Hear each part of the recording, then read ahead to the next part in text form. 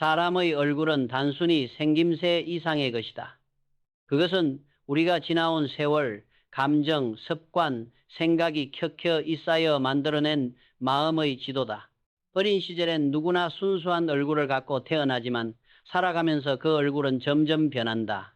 기쁨이 많은 사람은 눈가에 부드러운 주름이 생기고 불만과 분노가 많은 사람은 입가와 미간이 굳어진다. 결국 그 사람이 어떤 마음으로 살아왔는가는 아무 말 없이도 얼굴에 새겨진다. 나는 오랫동안 수많은 사람을 만나며 깨달았다.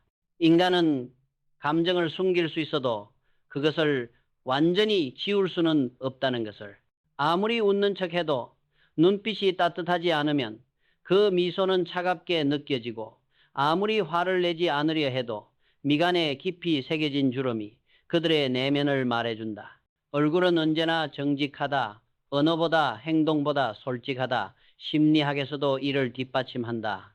하버드대 폴 익만 교수는 수십 년 동안 인간의 미세표정 마이크로 엑스프레션을 연구했다.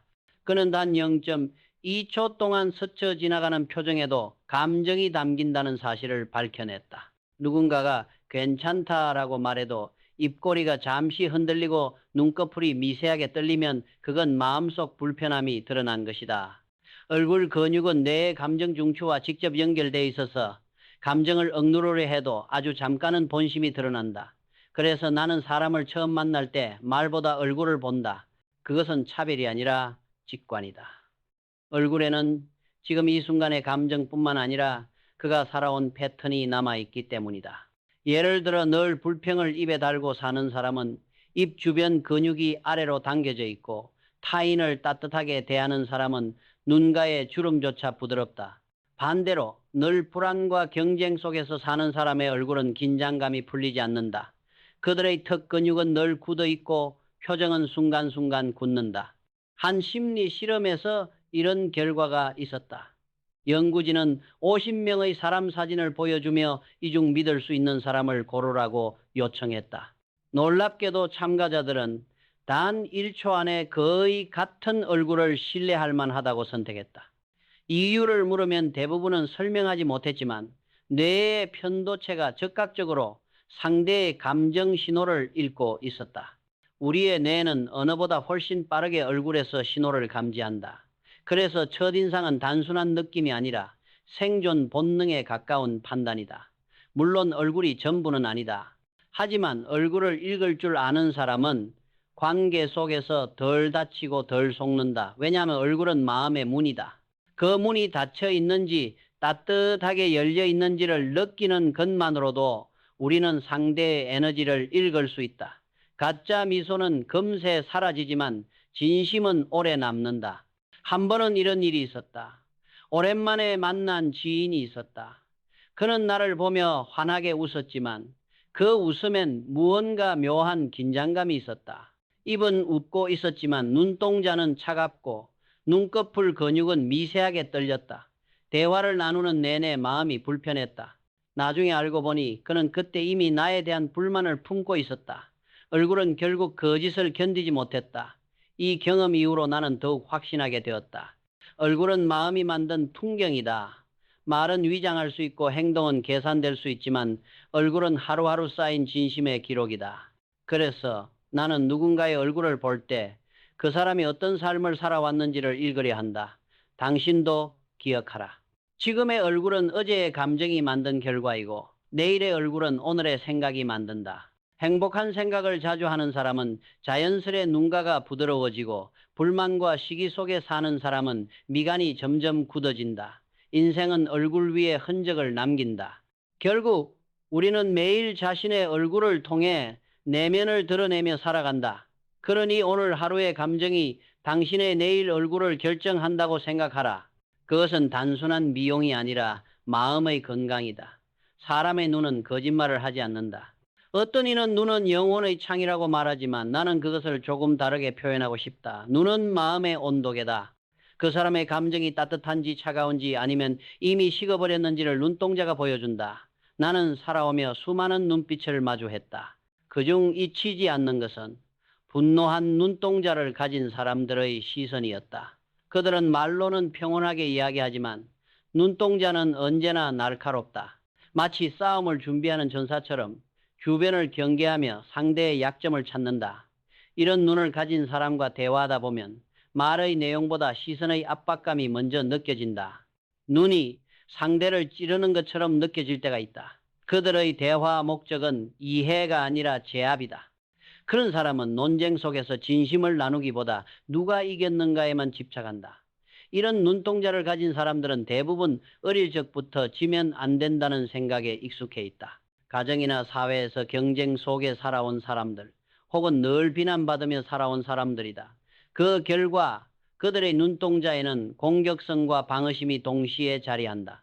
심리학에서는 이를 적대적 귀인 편향, hostile attribution bias이라 부른다. 타인의 말을 중립적으로 듣지 못하고 언제나 공격으로 해석하는 성향이다. 그들은 상대의 평범한 한마디조차 도전으로 받아들인다. 그들의 눈동자에 담긴 분노는 단순히 기질의 문제가 아니라 세상에 대한 오래된 불신의 흔적이다. 반대로 눈에 힘이 없는 사람도 있다. 그들의 눈은 초점이 없고 이리저리 흔들리며 때로는 공허하다. 이런 눈빛을 보면 나는 항상 가슴이 서늘해진다. 그들의 눈은 현재에 존재하지 않는다. 마음이 이미 다른 곳으로 떠나 있기 때문이다. 그들은 인생에 대한 열정을 잃었거나 너무 많은 상처로 마음의 불을 꺼버린 사람들이다. 눈에 생기가 없다는 것은 단순히 피곤한 것이 아니다. 그것은 마음속 불꽃이 희미해졌다는 신호다. 하버드대 뇌신경 연구에서는 흥미로운 결과가 있다.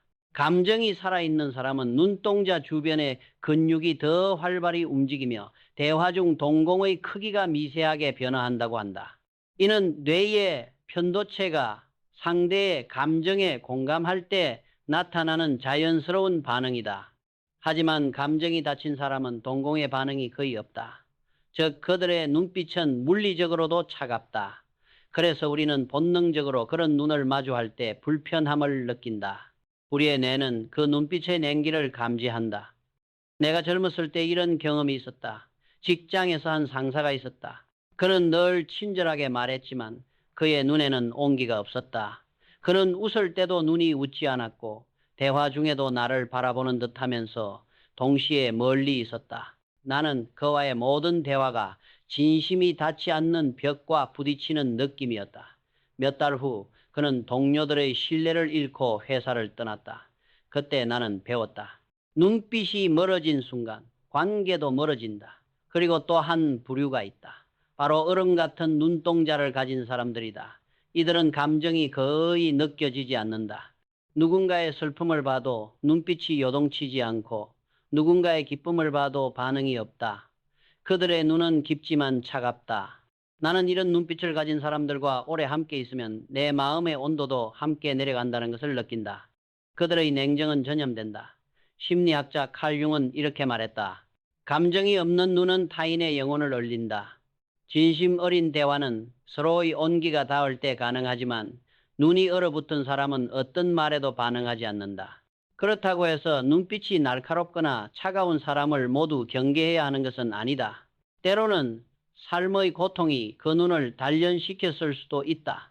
그러나 문제는 그런 눈빛이 지배욕과 결합될 때다. 그때 눈은 더 이상 관계를 잇는 통로가 아니라 상대를 평가하고 재단하는 무기가 된다. 그들은 눈으로 상대의 약점을 찾고 대화 속에서 우위를 점하려 한다. 그런 사람과 함께 있으면 설명할 수 없는 피로감이 밀려온다. 당신도 그런 경험이 있을 것이다. 대화를 나누는데 상대의 눈이 당신을 분석하는 눈처럼 느껴질 때 그 순간 당신의 마음이 다치고 목소리가 작아지며 스스로 방어하려 든다. 그건 착각이 아니다. 당신의 직감이 맞다.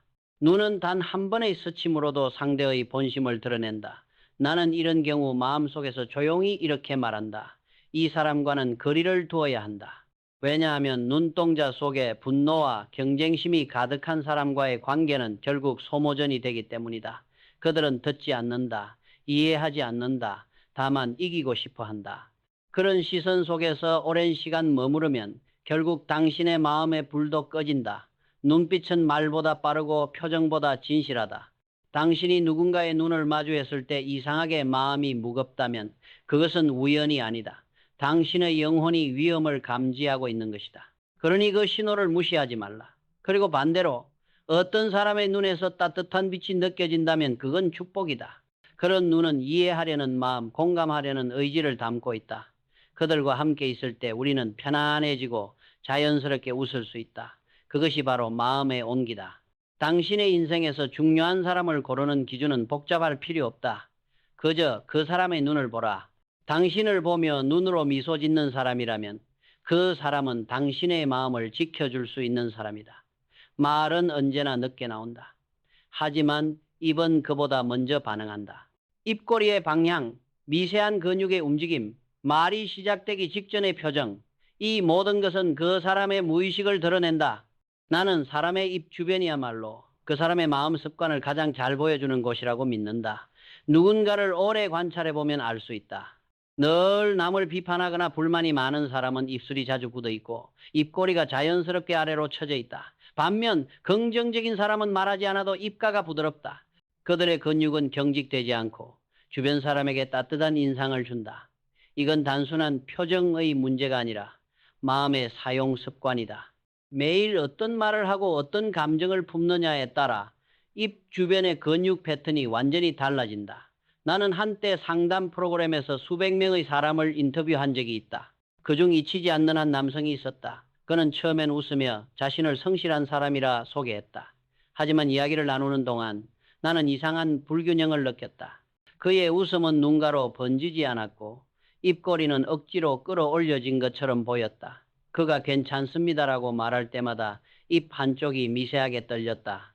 그건 억눌린 분노와 피로가 만든 근육의 기억이었다. 그는 결국 몇 분 후 눈물을 흘리며 이렇게 말했다. 사실 괜찮지 않았어요. 그의 입이 이미 먼저 말하고 있었던 것이다. 입은 진심을 가장 먼저 누설하는 기관이다. 사람은 진실을 숨기려 할수록 입 근육이 경직된다. 가짜 미소와 진짜 미소의 차이도 여기에 있다. 진짜 미소는 얼굴 전체가 함께 움직이지만 가짜 미소는 입 주변만 억지로 움직인다.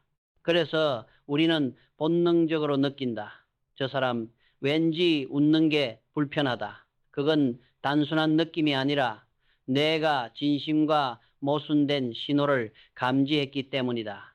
어느 심리학에서는 이것을 비언어적 불일치 인컨그루언하고 부른다. 말과 표정이 일치하지 않을 때 상대방의 뇌는 본능적으로 불신 반응을 일으킨다. 예를 들어 정말 기뻐요라고 말하면서 입술이 굳어 있다면 그건 감정이 아니라 사회적 의무다. 사람의 마음은 언제나 진짜와 가짜를 구별할 줄 안다. 나는 또 다른 흥미로운 경험을 했다. 오랜 친구 한 명이 있었는데 그는 늘 밝고 유머러스했다. 하지만 어느 날 문득 그의 입 모양이 평소보다 굳어 있는 것을 보았다. 무슨 일 있어? 라고 묻자 그는 괜찮아. 아무 일도 없어라고 대답했다. 그러나 입꼬리는 미세하게 떨리고 있었다. 그 작은 떨림 속에서 나는 무언가가 무너지고 있음을 직감했다. 며칠 후 그는 회사에서 해고 통보를 받았다고 털어놓았다. 그때 나는 확신했다. 입은 마음의 경보장치다. 말보다 훨씬 먼저 감정의 이상 신호를 보낸다. 입꼬리가 한쪽으로 비뚤어진 사람은 주의 깊게 봐야 한다. 그건 단순한 생김새의 문제가 아니라 심리적 패턴일 가능성이 크다. 늘 남을 비웃거나 경멸하는 습관이 있는 사람은 무의식적으로 한쪽 입꼬리를 올린다. 이런 표정은 상대방을 불안하게 만들며 관계의 긴장을 불러온다. 한 연구에서는 비웃는 표정을 자주 짓는 사람일수록 대인관계 갈등 빈도가 높다는 결과도 나왔다. 왜냐하면 사람의 뇌는 그 표정을 공격 신호로 해석하기 때문이다. 반면 입 주변이 부드럽고 자연스러운 사람은 감정 표현이 안정적이다. 그들은 화를 내더라도 말의 끝에 따뜻함이 남는다. 그들의 입 모양에는 공감의 흔적이 있다. 이들은 상대를 판단하기보다 이해하려 하고 말보다는 표정으로 신뢰를 쌓는다. 나는 젊은 시절 상사 한 명에게 큰 상처를 받은 적이 있다. 그는 늘 냉소적인 미소를 지었다. 내가 어떤 아이디어를 내도 그는 그건 이미 다 해봤어 라며 비웃듯이 입꼬리를 올렸다. 그 미소는 칼보다 날카로웠다. 말보다 표정이 사람의 의지를 꺾는다는 걸 그때 처음 알았다. 그 후 나는 결심했다. 누군가의 마음을 꺾는 미소는 짓지 않겠다. 입은 말보다 먼저 마음을 움직인다. 그래서 진심이 담긴 미소는 언어를 초월한다. 아이의 웃음, 노인의 잔잔한 미소, 친구의 따뜻한 미소, 그 어떤 말보다 마음을 녹인다. 반면 비웃음과 냉소는 말보다 빠르게 상대의 마음을 닫게 한다. 당신이 누군가와 대화할 때 그들의 입을 잘 관찰해 보라. 그 입이 따뜻한가? 아니면 차가운가? 그 입이 웃고 있을 때 눈이 함께 웃고 있는가? 그 답이 바로 그 사람의 진심이다. 그리고 기억하라. 오늘 당신의 입모양은 내일 누군가에게 전해질 메시지다. 당신의 입이 누군가를 위로하는 언어가 되기를. 그 미소가 당신 자신을 치유하는 힘이 되기를. 얼굴의 어느 한 부분이 가장 많은 이야기를 하는가 묻는다면 나는 주저없이 이렇게 대답할 것이다. 미간이다. 미간은 사람의 생각 습관과 감정의 무게가 가장 먼저 드러나는 곳이다. 눈썹 사이에 깊게 파인 주름은 단순히 나이의 흔적이 아니라 마음속 긴장과 피로가 오래 쌓여 생긴 상처와도 같다. 나는 수많은 사람을 관찰하며 깨달았다. 항상 미간을 찌푸린 사람은 단지 기분이 나쁜 사람이 아니라 세상을 의심하는 사람이라는 것을. 그들의 뇌는 늘 경계 상태에 있다. 무언가를 믿기보다 의심하려 하고 사람을 이해하기보다 분석하려 한다. 그 결과 그들의 얼굴은 늘 전투 태세를 유지한다. 한 심리학자는 이렇게 말했다. 인간의 미간주름은 마음속 불안 신호의 지도다. 실제로 스트레스가 많은 사람은 눈썹 사이 근육, 즉 추미근 코로게이터 머슬, 이 끊임없이 긴장하며 수축한다. 그 긴장이 반복되면 근육이 단단히 굳고 결국 깊은 주름이 남는다. 즉, 그 주름은 감정을 눌러온 세월의 흔적이다. 나는 젊은 시절 이런 얼굴을 가진 한 상사를 기억한다. 그는 일을 잘했지만 늘 인상을 쓰고 있었다. 회의 때마다 그의 미간은 칼날처럼 좁혀졌고 그 옆에 있는 사람들조차 숨을 죽였다. 그는 자신이 얼마나 주위에 압박감을 주는지 몰랐다. 언제나 왜 이게 안 됐지? 누가 실수했어? 라는 말을 먼저 꺼냈다. 그의 얼굴은 늘 전투적이었다. 결국 사람들은 그를 피해 다니기 시작했고 그는 외로워졌다. 나는 그 모습을 보며 깨달았다. 무표정보다 무서운 것은 늘 찡그린 표정이다. 그렇다고 미간의 주름이 있는 사람이 모두 나쁜 사람이라는 뜻은 아니다. 주름 그 자체는 죄가 없다. 문제는 그 주름이 닫힌 마음의 신호가 되어버릴 때다. 자신도 모르게 주위 사람에게 나한테 다가오지 말라는 메시지를 보내는 것이다. 얼굴의 작은 긴장이 인간관계의 벽을 만든다. 나는 가끔 거울을 보며 스스로에게 묻는다. 오늘 내 미간은 어떤가? 피곤하고 스트레스를 많이 받은 날에는 나도 모르게 눈썹 사이가 굳어 있다. 그럴 때면 일부러 얼굴 근육을 풀어본다. 숨을 깊게 들이쉬고 조용히 내쉰다. 그 단순한 행동만으로도 마음이 조금 부드러워진다. 왜냐하면 얼굴과 마음은 연결되어 있기 때문이다. 마음이 굳으면 얼굴이 굳고 얼굴이 풀리면 마음도 풀린다. 나는 무표정한 사람들에게서도 같은 긴장을 본다. 그들은 감정을 드러내지 않는다. 웃지도 화내지도 않는다. 겉으로는 차분해 보이지만 그 안에는 깊은 피로가 숨어 있다. 감정을 표현하지 않으려는 사람들은 결국 감정의 방향을 자신에게 돌린다. 그 결과 내면이 서서히 메말라간다. 심리학자들은 이것을 감정 억압성 피로, emotional fatigue라 부른다. 감정을 억누르는데 너무 많은 에너지를 써서 결국 사람 자체가 무기력해지는 것이다. 나는 한 CEO와의 회의를 기억한다. 그는 완벽한 복장을 하고 차분한 어조로 이야기했다.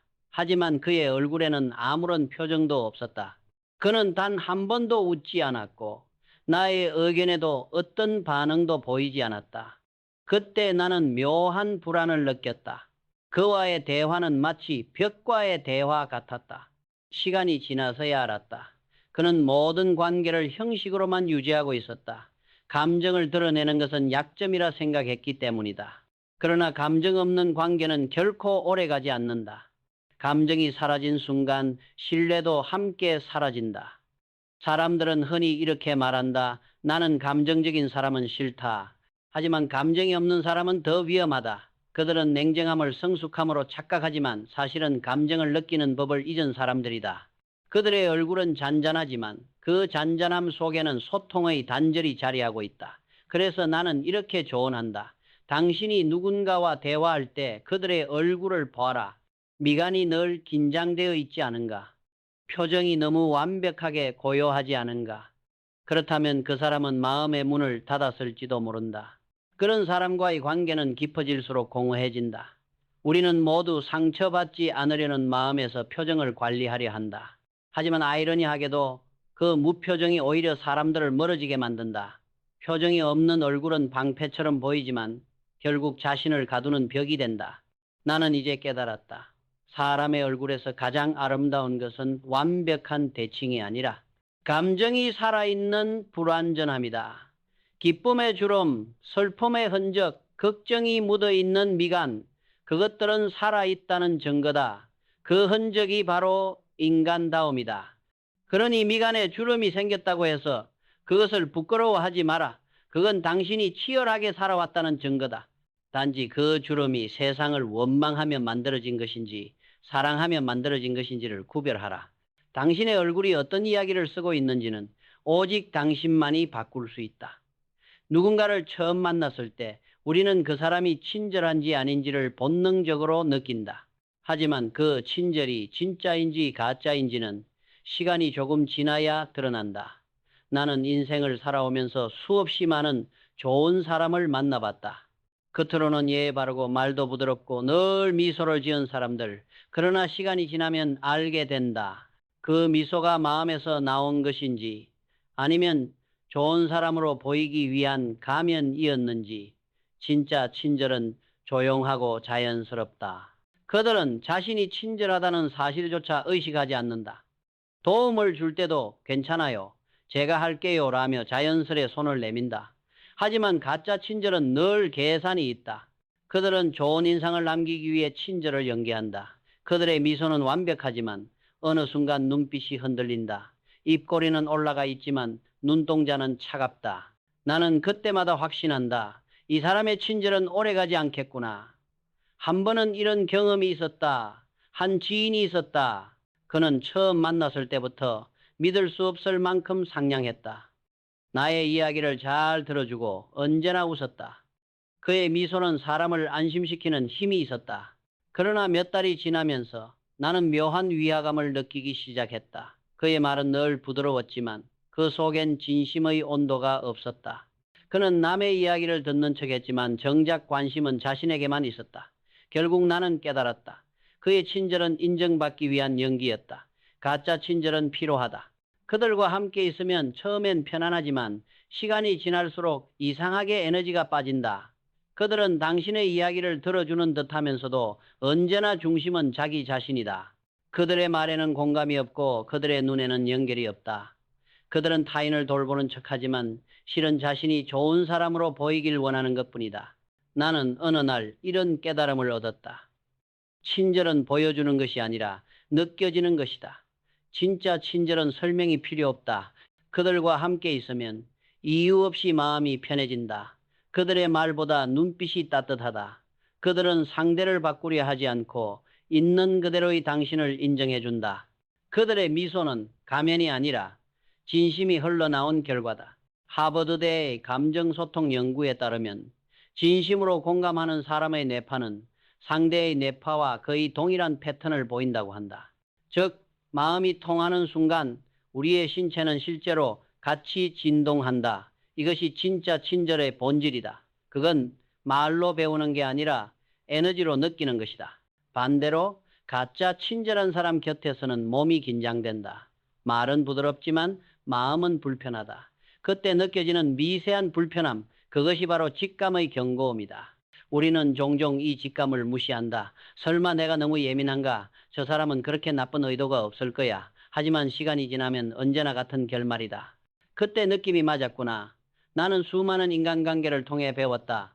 좋은 사람을 구별하는 방법은 복잡하지 않다. 그저 그들의 눈을 보라. 그 눈에 온기가 있으면 그는 당신에게 해가 되지 않는다. 그 눈이 차갑고 계산적이면 그는 결국 당신을 이용하게 될 것이다. 눈빛은 언제나 진심을 배신하지 않는다. 당신의 인생에서 중요한 것은 얼마나 많은 사람을 아느냐가 아니라 당신의 마음을 따뜻하게 해주는 눈을 가진 사람과 함께 있느냐이다. 그런 사람과의 관계는 언어가 없어도 편안하고 침묵 속에서도 서로의 마음이 통한다. 그들은 당신의 약점을 판단하지 않고 당신의 슬픔을 외면하지 않는다. 그들의 눈빛 하나가 당신을 다시 일어서게 만든다. 나는 이제 인간관계의 기준을 단 한 가지로 정했다. 그 사람의 눈이 따뜻한가?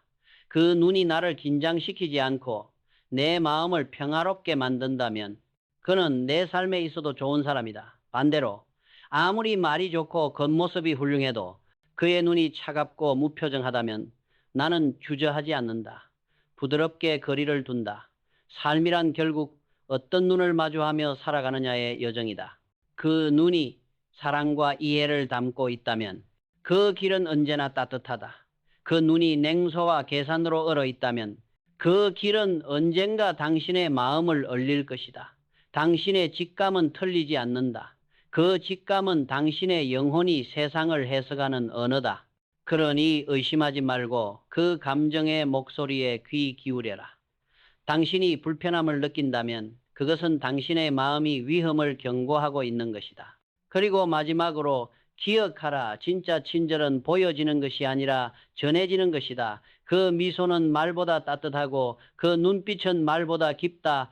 그런 사람 곁에 있을 때 당신은 비로소 안전하다. 그런 눈빛을 가진 사람을 곁에 두는 것, 그것이 인생을 지혜롭게 사는 첫걸음이다.